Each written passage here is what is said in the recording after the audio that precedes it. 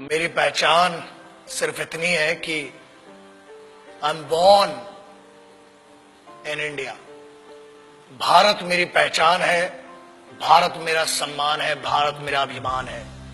आप मुझसे सब कुछ छीन सकते हो, मेरा तन, मेरा लहू, हर कुछ, मुझसे मेरी पहचान भारतीय होने की नहीं छीन सकते, और वही मेरी आइडेंटिटी है। मैं भारतीय हूं, इस पर बहुत गर्व है, और इससे ऊपर कोई गर्व मुझे चाहिए भी नहीं। मैं भारत मां का बेटा हूं पहले, उसके बाद एक मां ने मुझे जन्म दिया है इस भारत स्थल, भारत भूमि पर। उसी के लिए कुछ लिखा था ये कि काश मेरी जिंदगी में सरहद की कोई शाम आए, जब कुछ हो तो बॉर्डर पर हो। काश मेरी जिंदगी में सरहद की कोई शाम आए, काश मेरी जिंदगी मेरे वतन के काम आए। न खौफ है मौत का और न आरजू है जन्नत की, मगर जब कभी जिक्र हो शहीदों का, काश मेरा भी नाम आए, काश मेरा भी नाम आए। This is what I would love to introduce myself like that. अगर कोई पूछे कि कौन था वो, जब कोई पूछे मेरे बारे में, तो मेरी ये पहचान लिख देना, उठाना मेरा कमांडो डैगर और छाती पे हिंदुस्तान लिख देना। कोई पूछे पागल था वो कौन, तो भगत सिंह और क्रांतिकारियों का चेला और इंकलाब का गुलाम लिख देना। और बचा हो जो जिस्म में लहू मेरे, निकालना उसे, फेंकना जमीन पे, और मां तुझे सलाम लिख देना। यही परिचय था, है और रहेगा।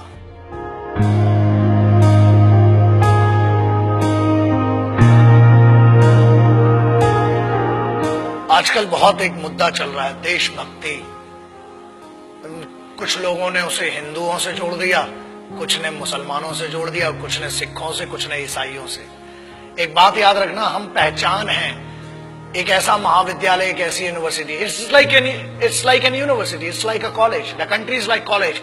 We may have different wings, we may have different subjects, but we all belong to one college, and that college is Bharat, राष्ट्र। आप उसको हुब्बुल वतनी कह लें उर्दू में, अरबी में, उसको आप जननी जन्मभूमिश्च कह लें आप संस्कृत में, आप मादरे वतन कह लें, वतन की इज्जत कह लें, आप कुछ भी कह लें।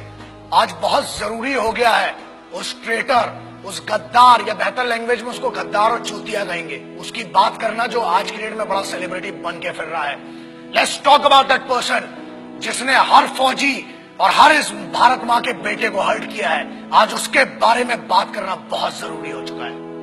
न हिंदुओं से न मुसलमानों से इस मुल्क को तकलीफ है गद्दार और बेईमानों से, जिन्हें हम हार समझ बैठे थे गला अपना सजाने को, वही अब नाग बन बैठे हम ही को काट खाने को। पिछले 2-3 महीने it has been disturbing me a lot. I being an Indian, I being a soldier, I being a simple son of this motherland, feel hurt, disheartened, and at the same time I feel pity for them. बुरा लगता है। कारण ये, लोग कहते हैं कि हम कुछ कर नहीं सकते। ऐसा है, करने पर आ जाए तो बहुत कुछ कर सकते हैं, लेकिन हम सम्मान करते हैं भारत के सर्वोच्च न्यायालय का, सुप्रीम कोर्ट का, और उसके आदेश की अवहेलना नहीं करना चाहते हैं। उसके आदेश का पालन करते हुए कुछ गद्दारों को आज भी छोड़ रखा है, वरना ऐसा है काम ही हड्डियां तोड़ने और जान लेने का हिंदुस्तानी फौज करती है। किसी ने कहा, मैं उन गद्दारों का शायद नाम भी लेना पसंद नहीं करूंगा, बिकॉज वो इतना भी डिजर्व नहीं करते कि उनका नाम इस जुबान पर आए। पर एक चीज बोलना बहुत जरूरी है। कुछ लोगों ने यह कहा कि भारतीय सेना रेपिस्ट है। अगर घरों में बैठे हो ना, और अगर तुम्हारी बहनें और तुम्हारी माएं घर से निकल के जा रही हैं, तो सिर्फ ये हिंदुस्तानी फौज है जिसकी दम पे तुमने भाई होने का, बाप होने का फर्ज नहीं निभाया होगा, मगर this the only Indian armed forces which maintain the dignity of a soldier and maintains that brotherhood. आपकी बहनें, आपकी माएं अगर सुरक्षित हैं तो वो भारत की सेनाएं हैं जिनके कारण है। बोलने के पहले सोचा करो। और किस्मत बहुत अच्छी थी कि फौज के सामने नहीं बोला, वरना जो हीरो बना दिया ना इस देश में, फौज तुम जैसों को छोड़ती भी नहीं। मगर यह भारत का संविधान है, this the constitution of India, जिसने बांध रखा है हमारे हाथों को। क्रोध करना मेरी आदत नहीं है, मगर आता है गुस्सा। इसलिए आता है क्योंकि चाणक्य ने कहा था कि अक्सर मैंने झूठे लोगों को मुस्कुराते हुए देखा है। जो सच बोलता है और दिल से बोलता है उसको गुस्सा बहुत आता है। और ये गुस्सा इस बात का है कि इस देश में कुत्तों को मारने की परमिशन नहीं है, इसलिए अभी तक बचे हुए हो। फौज को रेपिस्ट बोलते हो? Ask your sisters and your mothers, ask your family members, if there are 10 young boys and if there is a single soldier, ask a girl, ask a young girl, where would she go for the help and whom would she ask for the help? And I ensure this, that girl would go to a soldier and ask, and she'll say one thing, certainly she'll say, and she'll use this word, भैया मेरी मदद कीजिए। क्या है ये? जवानी समझ नहीं रही है तो बताओ। 23 साल में शहीद आजम भगत सिंह, राम प्रसाद बिस्मिल, अशफाक उल्लाह खान, चंद्रशेखर आजाद बड़ा बड़ा काम करके चले गए। बहुत गर्मी है, अरे सेना ज्वाइन करो, भारत की फौज, आओ दुश्मनों से लड़ो ना। घर के अंदर क्यों दुश्मनी का माहौल बनाते हो? एक बात कही गई जिसपे बड़ा दर्द हुआ कि अफजल, अरे वो गद्दार टेररिस्ट, उसके लिए बोलते हो, उसको हीरो बना दिया तुमने, वरना कोई जानता भी नहीं था। ऐसे बहुत आए गद्दार, बहुतों को फांसी लगाई। उसको कहा गया कि अफजल हम शर्मिंदा हैं, तेरे कातिल जिंदा हैं। I feel ashamed for these guys. तेरे कातिल मतलब क्या है? What do they want to say? तेरे कातिल कौन हुए? भारत का संविधान, सर्वोच्च न्यायालय ने उसको फांसी सुनाई है।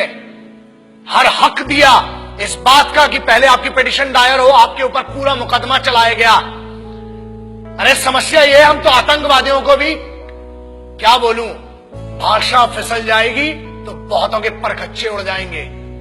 आप कहते हो कि तेरे कातिल, चलो, it means you are blaming the constitution of India. Bharat के अगेंस्ट में कहने की न हमने तुम्हें छूट दी है और न आजादी।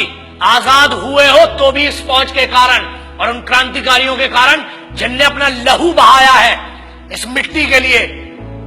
तब बना है भारत का संविधान। You can not insult, you can insult me as an individual, you can insult one person, मतलब जो पीठा, जो न्यायाधीश थे, जो वो लोग थे जिनने फांसी की सजा सुनाई, आप उनको कह रहे हैं कि वो कातिल थे। अरे धिक्कार है आपके ज्ञान पर। I feel ashamed for it. पहले आप अपने फैक्ट्स क्लियर करें। अरे जेएनयू के एक लौंडे ने ये कह दिया तो उसको हीरो बना दिया, एंड नो वंडर्स अगली बार मेंबर ऑफ पार्लियामेंट बन के बैठेगा तुम्हारी छाती के ऊपर। हीरो बनाने वाले तुम हो। मुझे किसी से पर्सनल कोई प्रॉब्लम नहीं है, इनकी औकात भी नहीं है मुझसे पर्सनल प्रॉब्लम रखने की। लेकिन एक बात याद रखना, किसी एक बेवकूफ ने यह कह दिया कि भगत सिंह जैसा है। अबे शर्म करो and clear your facts before you compare that guy with revolutionaries. कौन थे वो? किसकी बात कर रहे हो? उस इंसान की who can not deliver 2 right sentences in one particular language. आप उसकी कंपैरिजन कर रहे हो जो भारत के संविधान को गद्दार कह रहा है। आप उनकी बात शहीद आजम, भगत सिंह, सुखदेव, राजगुरु ऐसे लोगों से कर रहे हो। कौन थे वो? पता है तुम्हें? तुम एक क्लास के एक छोटे से सब्जेक्ट को पढ़ के ज्ञानी बताते हो और तुम ये कहते हो कि क्रांति लाओगे। क्रांति होती क्या है? क्रांति सबसे पहले शुरू होती है राष्ट्र से। भारत मां या मिट्टी, I don't want to name this nation Bharat Mata और anything, but I want to say something. ये मेरी तो मां है और मेरे जैसे कई पागलों की मां है। याद रखना, बहुत छूट मिल गई है। अपनी आजादी का गलत उपयोग मत करो, वरना अगर छूट देना आता है तो लगाम लगाना भी आता है। बोलने की आजादी है, ठीक है, हमने आजादी दी है, बट वो आजादी किसने दी है? The freedom has been given to you by the constitution of this country. The honourable supreme court has some guidelines. The honourable constitution of this country has some guideline and we must respect that. आज आप एक बंदे को जिसको जमानत पर छोड़ा गया है उसको हीरो बना दिया. मेरा उस बच्चे से और मेरा उस लड़के से कोई पर्सनल प्रॉब्लम नहीं है, मगर याद रखना इस देश का हर दुश्मन मेरा दुश्मन है. इस भारत माता, इस मिट्टी के ऊपर कोई भी बात करेगा, that guy, that person has to face me and the soldiers of this country. आप कैसे भारतीय सेना को रेपिस्ट कह सकते हो? शर्म करो सेंटेंस के ऊपर. अगर आज भी बच्चियां सुरक्षित हैं, if the Indian youth, if everybody whoever is doing whatever they want to do, if this freedom has been given to them, it is just because of one thing, that Indian Army, Navy and Air Force, the Indian Armed Forces are fighting for you day and night. जब तुम सोने जाते हो तब उनकी duty का वक्त शुरू होता है. शर्म खाओ इस बात के लिए. और याद रखना, भारत को तोड़ने की कोशिश मत करो. ना हिंदुओं से न मुसलमानों से इस मुल्क को तकलीफ थी, है कुछ गद्दारों से और कुछ बेईमानों से. And I am telling you on behalf of every Indian. यार आप क्या बात करते हो? मैं इस देश के यूथ का सबसे बड़ा फैन हूं और मैं कहता हूं, मैं इनका फैन हूं, भारतीय युवाओं का. The Indian youth, I am your biggest fan. और याद रखना, अपनी आजादी का गलत उपयोग मत करो, क्योंकि आप जिस ट्रैक पर ले जा रहे हो तुम इसलिए बचे हो आज तक क्योंकि भारत के संविधान ने आज भी जानवरों और कुत्तों को मारने की आजादी नहीं दी है. अगर होती तो कब के निकल चुके होते. और आज भी इंतजार कर रहे हैं कि तेरा निर्णय सर्वोच्च न्यायालय करेगी. और अगर नहीं किया, keep my words and take my words. ये चेहरा याद रखना. हम बोलते कम है, घसीटते और मारते ज्यादा है.